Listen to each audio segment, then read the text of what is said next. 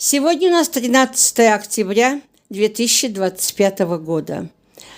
Наш фольклорный ансамбль «Русские сударыны», основанный 24 года назад, сегодня собрались отметить этот прекрасный праздник. Все православные отмечали Покровскую субботу в эту субботу, а мы сегодня отдаем дань этому великому православному празднику, который основан был и праздновался у нас только на Руси в XII веке.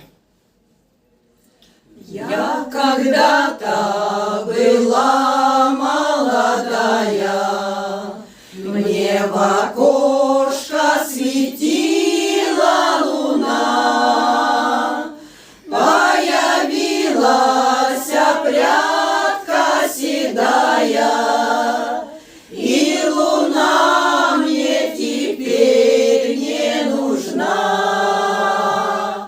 Появилась прядка седая, и луна мне теперь не нужна.